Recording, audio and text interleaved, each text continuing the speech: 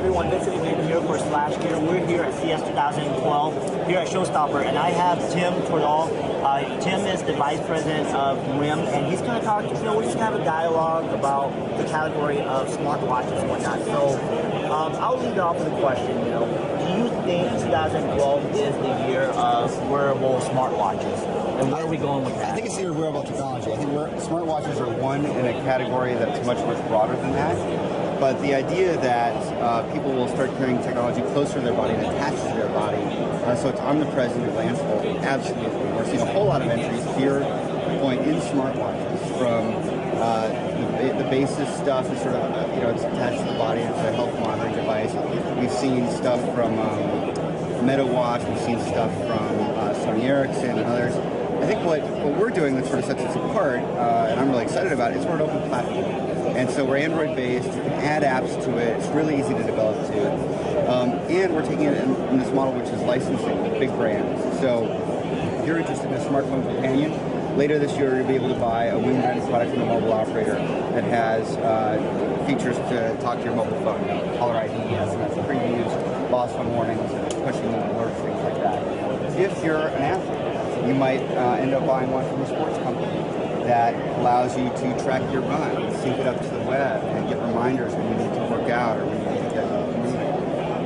So lots of different opportunities, and I think 2012 is absolutely here for it. We've reviewed it, we like it a lot, and since the last time we spoke, you were just kicking off the developers program. How is that coming? Are developers coming on? Tremendous. I am so gratified by how it's turning out. We've got almost 2,700 registered developers on the platform in just a couple months for a platform that's not even available to the general public yet, which is great. They've been submitting applications. We're working on our app store. We have a beta of it now for internal testing. And so you'll be able to go to a website and pick the apps you want. They'll be delivered OTA to your WIMM module. We've got a few dozen in-house already.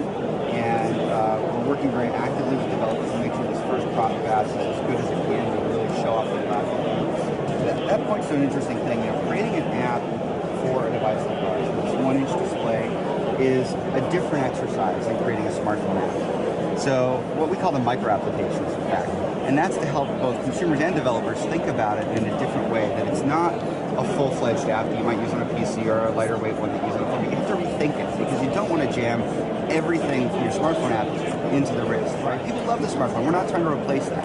What we want to do is take the hassle out of the smartphone, of fishing it out of your pocket when there's an alert, and bring some of that to the wrist so it's glanceable and easily accessible. So getting that idea of micro applications is really important. Speaking of the WIMM 1, can we get a demo from you real quick? Sure, absolutely. I'm going to take it off to make it easier.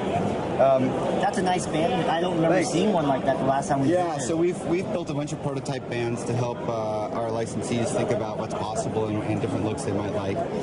What we're looking at right now is the transflective mode, or the reflective mode. And what's really important about this, and I think we're one of the only products in the category with this, it's an always-on display.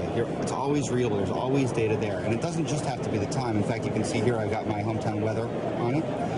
I could have my next calendar appointment. Is the display color? The display is color, but not when it's in this mode. So as you're wearing it around, you don't want a big, loud, bright thing on your wrist as you're moving around, right? So we keep it very subtle, very readable. You touch it, and it comes alive. And then it's full color. You can swipe into it. You can move through the applications. We've built some demo apps for CES. So here's one that helps you get around the monorail, which, traffic and cabs are a nightmare here. Gives you the monorail map, and you just easily swipe through it and figure out what station you want to be at. And we've kept the whole interface very gestural, so you're not poking at little buttons on the screen, but you're swiping. So I swipe down to exit it, swipe over to the next app. We've got a compass app, an image viewer app, pedometer, calendar, so you can go into my calendar and see, I had a pretty full day today, tomorrow again, crazy day. Now, of course, I don't have to dig into these apps to get some of that data. Back up at this top level, I could change watch faces. And both applications and watch faces are available to developers. So here you can see my next appointment with an analyst. But I can go and change this to any watch face I want. And I'm excited about seeing some of the new watch faces that are coming out. People are doing creative things. There's the sort of more geeky binary watch faces that are coming out. There's the really lax, like it's 5:30-ish watch face that we've seen come out. For our readers who don't know what WIMM 1 is, what is it?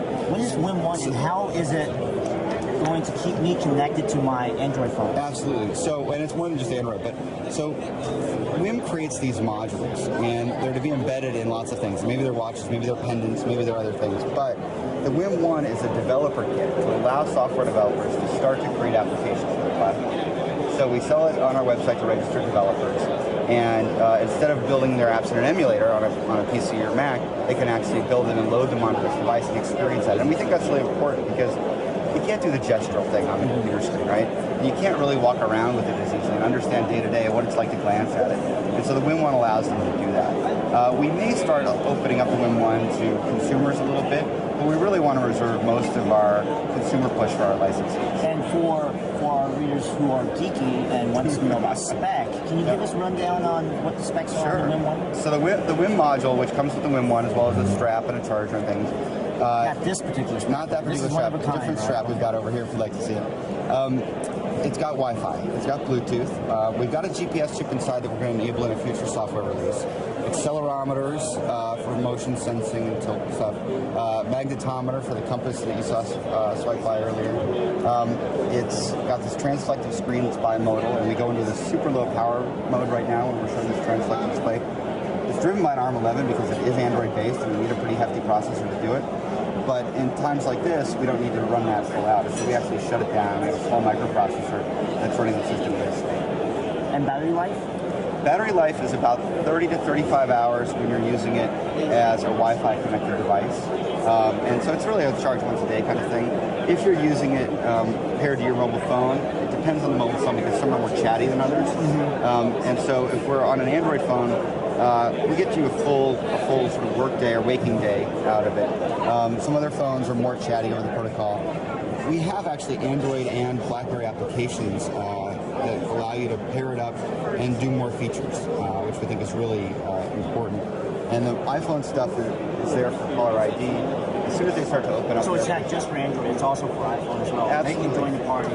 Absolutely, and it works really well. I think you saw just before this interview started, somebody called me, and I didn't have to pull the phone out of my pocket. I looked at my watch, and I could see who was calling. I could send it straight to voicemail. So that's really, So this is a kit that comes with WIMM 1, right? That is the strap that comes with WIMM 1. We call it the Volta. It's pretty basic, but we didn't want to have anything that's too polarizing, right? We want something very, very simple. People can wear around and try it, and over time, we expect to have dozens of choices for fashion, one that'll fit, everybody's preference. Gotcha. Is there anything else you want to add to the demo, or? I think that's it. I mean, we're super excited. CES has been very, very busy for us. We're basically 7 a.m. to 10 p.m. in meetings every day, and continue to have a tremendous amount of interest, and we'll be making some big announcements. Great.